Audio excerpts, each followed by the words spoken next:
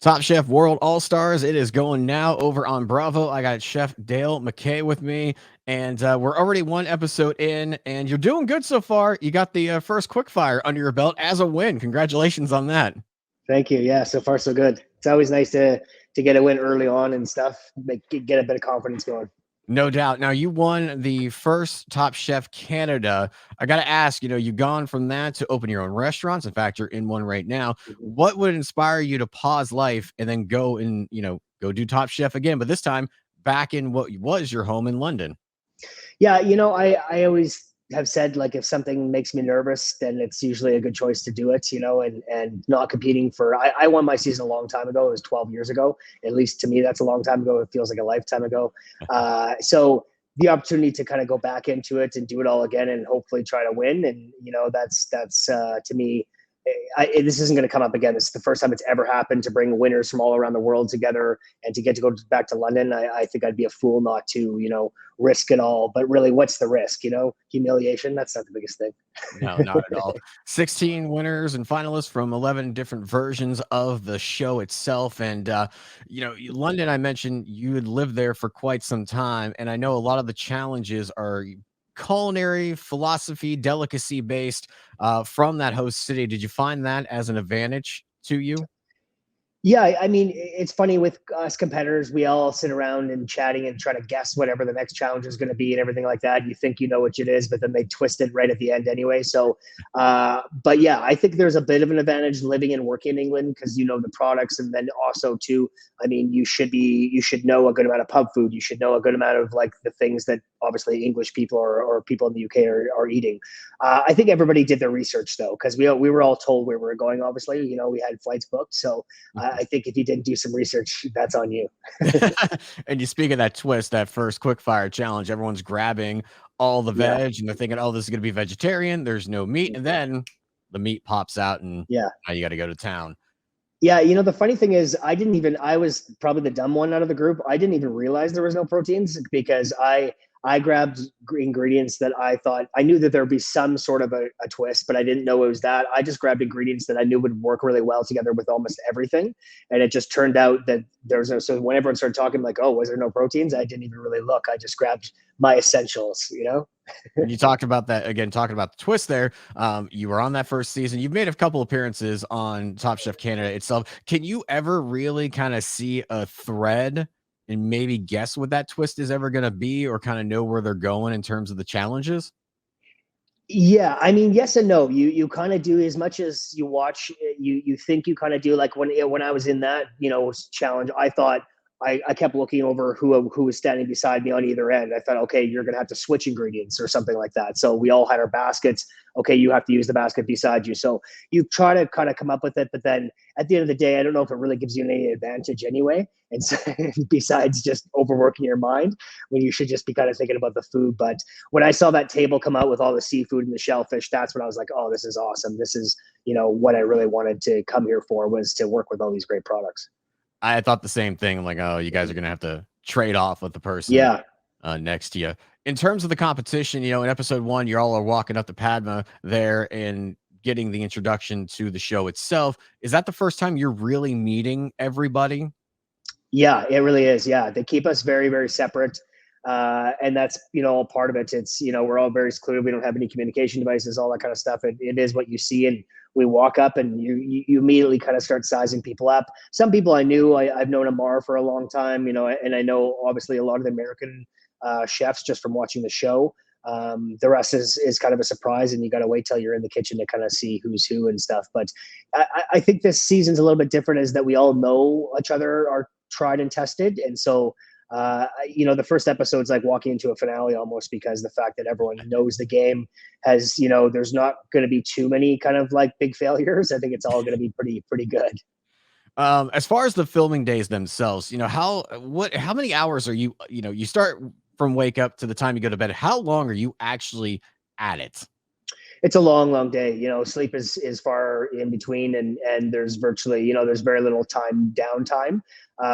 It's one of those, with any TV show that you've ever done or anything like that, it's a lot of hurry up and wait. Sometimes you're kind of, there's gaps in between stuff you're doing, but it really is what you see. We really do push hard, and we're in the kitchen a lot, and kind of going for it. So it's definitely commitment. But to me, I always looked at Top Chef, like when I did my season one. I always looked at it like as like a gift. And like, as an adult, do you ever just to get to go away for 4 to 6 weeks and only have to worry about cooking? I didn't have to worry about paying bills or or any of these normal life things that you would do besides maybe checking in here and there. But you're not really allowed to do anything but focus on what you're doing. So to me, it's like almost kind of like a weird vacation that's really stressful.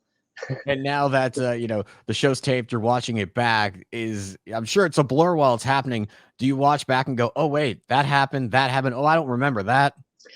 Yeah, because and I can't speak for everyone else, but when I'm in a cooking competition or when I'm cooking, I literally don't see the cameras anymore. They're gone to me, and if someone's in my way, I just get them out of my way. Like I run everywhere I go, and because I never want to be like at the run out of time and go, why didn't I run the whole time? So yeah, you kind of forget, and I was saying yesterday, I'm excited to watch the show because I don't really know what's going to happen. I mean, I know I was there, but you got to watch the show and see. Yeah, you kinda see what they actually put in, what's taken Yeah. out. Yeah, I watched the parts of the show where you go to do the shopping. How chaotic is that actually? Because we see the supercut, it looks chaotic. Is it as chaotic as they portray? It really is that chaotic. It's insane. Yeah, it's intense. Especially the first while, because I mean, obviously we've got 16 chefs that are going for it, and you're running around and you're trying to figure out what you want to do as well as trying to find the right product. Do they have exactly what you want? And then you also have a budget too. So it is chaos, and you're really running around. And when you don't know a store, like if you go to your home grocery store, no problem. But when you go into a grocery store that you've never been to, I mean, you you're running around. You're running to the same aisle 10 times without even realizing that you could have got half your ingredients there. You've been there a few times. You Yeah. had Top Chef experience, as we mentioned. How did you prepare for coming back and doing this season all over again? For me, I just tried to get in the kitchen as much as possible. I have 5 restaurants. Me and my business partner have 5 restaurants, and so my life is very different from when I was on. My season. I was a chef in a restaurant where all I thought about was food and just being creative and doing that and being competitive. Whereas now I'm in the kitchen, but it's more to oversee things and I've had chefs in each restaurant. So for me, it was a matter of just spending every hour I could in the kitchen, trying out things, working on things that I used to do a lot, making sure my knife skills are as sharp as they should be and as quick and getting your kitchen speed, because cooking really is a muscle memory thing. It's like a sport almost. And so if you just tried to dust off your knives and walk in, you would feel it real quick.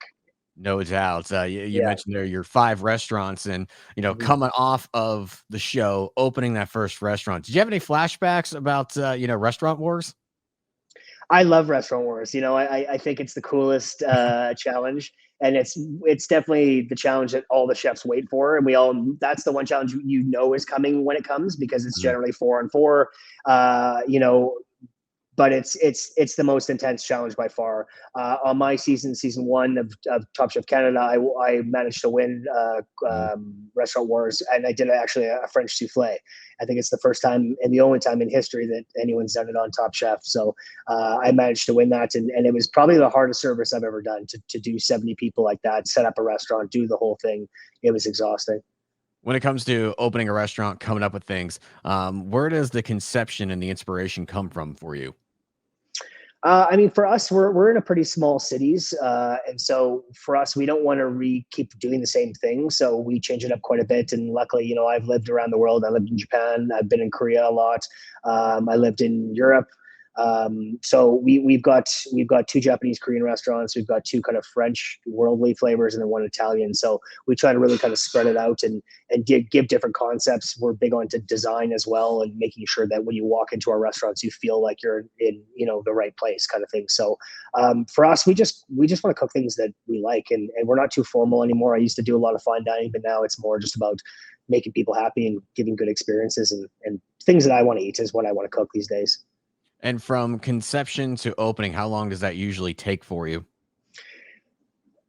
For a bigger project, it will take at least a year Okay. usually, from the time you really kind of start working it and, incorporating companies, finding leases and all that kind of stuff. But I've done one as quickly as 3 months as well. When it's already essentially, if the building's already had a kitchen in it, then we can do it very quick. But if it's a total build out, then it's usually about a year because you're looking at about a 6 month actual build out. So, but the food side of it, I always say with opening restaurants is the food's the easiest part. Like that's the thing you almost think about last, because you need to set up the kitchen, need to do all this, hire all the staff and all that. To me, the food part's easy. Cooking's easy, like, especially in a controlled area situation. But it's the construction, it's the staffing, is the glasses going to be here on time? Do the lights get held up at the border? Those are the things that I always hold back restaurant openings. And you talked about, sharpening up your skills and things of that nature, getting back into the kitchen and being away from it. So what was that really like for you? Because as you mentioned, you're running five now, so you're not in there as much.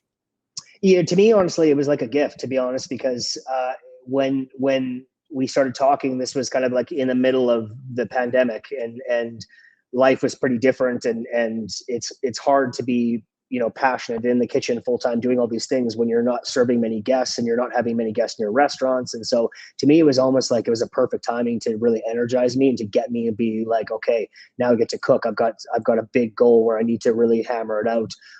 So to me, it was perfect timing, and it was like a great gift to push myself back in. And if I read correctly, just recently, your son turned 21. Yes. Yeah, he turned 21 yesterday on the day of the airing, which was really cool. And yeah, he's always been my kind of like anchor and guiding light, and we've lived all over the world together. And I've been a single father to him since he was about 5. And yeah, he was there when I won, when he was 8, I think, when I won. So he's always been part of it. And people nowadays, they see him or they see him, they're like, oh, I can't believe it. Like, people feel like they know him because they've seen him on TV so much. So it's pretty cool.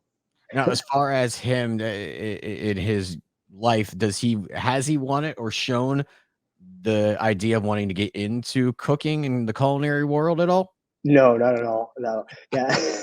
He told me really, really early on, like probably 7 or 8. He's like, I don't want to be a chef. I don't want to be like, yeah, you're probably smart. You probably don't want to be. But he's worked in the restaurant. The restaurant I'm sitting in right now is called Aiden Kitchen Bar, named after him. So he has worked here for numerous years when he was younger, just bar backing and doing the host and position and stuff like that. But he's on his own path and stuff. He's going to Europe actually in a couple of weeks to go kind of travel around there for a few months and check things out. That's really cool. Now, when you were gonna open that bar and name it after him, how did he feel about that? He liked it. Yeah, he liked it. He's a pretty humble kid, and uh, if it was me, probably at school, I'd be bragging about it all the time. I'd be talking about, especially because we had a lot of notoriety, spent the first many years, and he kept it pretty cool most of the time. I think he only used that leverage a couple of times with maybe some buddies and stuff on a birthday or something. But That's really cool, and you're back in yeah. your hometown now doing these restaurants. For Mhm. you, how does that feel for you to bring all that back and do these types of restaurants? It's awesome. We set out a goal when we came here. I say we, me and my partner, when we came here, we wanted to do our best to put it on the national map, not just national, but international map. Like, Saskatchewan produces some amazing products and we have some great people here. And now the food scene over the last many years has got stronger and stronger. There's a lot more independence, and people are building concept restaurants. Like, it's not just about putting some tables and chairs in a room and serving some food. So, and I think that the actual growing, the farmers around here are finally getting recognition. Like, we're only using local products whenever possible, clearly, except for the wintertime sometimes, but we cold storage a lot of things, meat, fish, all that kind of stuff. So that's been a big goal of ours, is to really kind of push that up and get that to be the norm. That's cool. Do you see any trends right now in food and in the culinary world that we might not be fully aware of just yet that haven't broken through? I don't know if it's trends. I think places are in a really good spot right now in the sense of the style of dining. I think there's a really good middle ground where you don't have to go fine dining and you don't have to go super casual. You can have just as creative dishes that you were used to get in fine dining, but in a casual atmosphere. And I'm about sharing everybody, like in our, especially in Aiden. We push people to have 3 starters or 4 starters and maybe share a main course rather than and trying to have small dishes and just not like tapas, but you get to try a bunch of things Mhm. and the simplicity. So I think simplicity in more creative dining is where it's going. And what's the signature dish at Aiden right now? Uh, I mean, the only dishes that never change on at Aiden's menu is the chicken wings Okay. and the burger. Everything else changes quite a bit, but we do have some dishes that are on a lot. I mean, and that rotates throughout the seasons because we're so seasonal here. We have the four full seasons, but our chicken wings are really well known. They're like a Thai wing. It's like with kaffir lime dust and sugar and salt, and we whip them with egg whites, and so they get super crispy and delicious that way.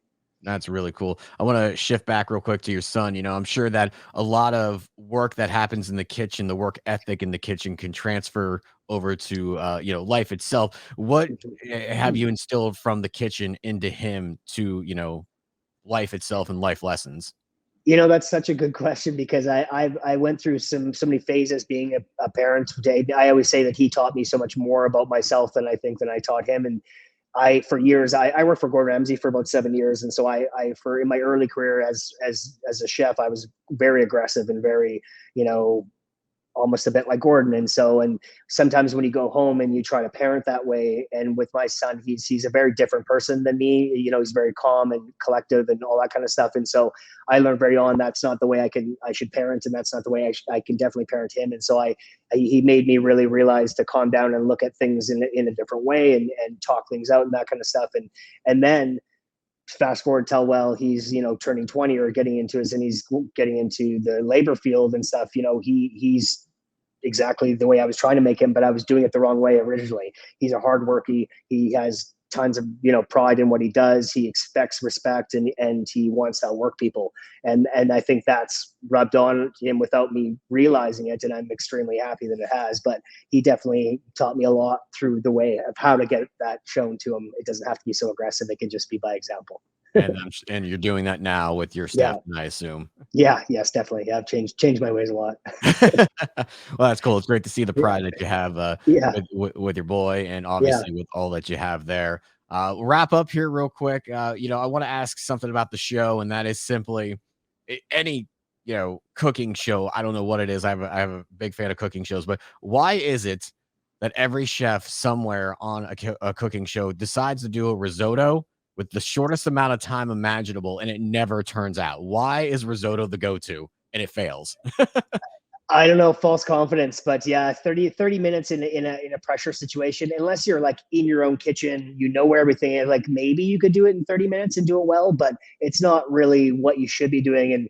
And yeah, it's, I think for whatever reason, people just seem like it's a go-to, but it's only happened a couple times where it's gone off really well. So it's not something I would be doing and I've ever tried or attempted. So You're smart there. I saw it in episode 1. It happened. yeah, I'm like, "Oh, there we yeah, go." yeah. Yeah. Uh, And she's from Italy too, so, right. It Yeah, should work out perfect. yeah. All right, last question here. What's coming up for you in 23? What do you got going on? Hopefully part of the reason of doing, these shows is to get to know all these chefs, and this is the best of the best because the fact that, there's chefs from all around the world. So I'm hoping to bring a bunch of chefs to my home to have them cook here. And I'm Okay. hoping we'll do the same, around the world and with some great chefs that I met. So collaborative dinners and just keep kind of doing what we're doing. But I've been, I spent a lot of time in the States as well. I do triathlon and Ironman, so I'm down there a lot doing that kind of stuff. I have a race down there in a few weeks in California, so whenever I do that, I get to go and see and taste food and stuff. So for me, it's just travel and collaboration. No more restaurants right now. We're good. Five's good for now. And okay, Yeah. so I know we said wrap up, but what kind of training goes into doing the triathlons and Ironmans for you? Tons. I train about 15 to 18 hours a week, swimming, biking, running. So I'm up early, and every minute I'm kind of not working, I'm usually kind of doing that. And I started doing it during actually kind of partway through the pandemic. I wanted a big goal and a big challenge because I wasn't kind of being, fed that from work at the time. And I started doing it, and I just absolutely love it. So now it's my kind of outside of work and being a dad, it's my main focus. And do you have a goal with it in general? Yeah, I'm trying to qualify for world championships right now for middle distance. I qualified for world champs in short course last year, but I'm trying to so half Ironman. I'm trying to qualify for world championships. That's really cool, man. Well, Yeah, all the best to you in that, and no, thank you. congratulations on all the success so far. Thanks, appreciate it.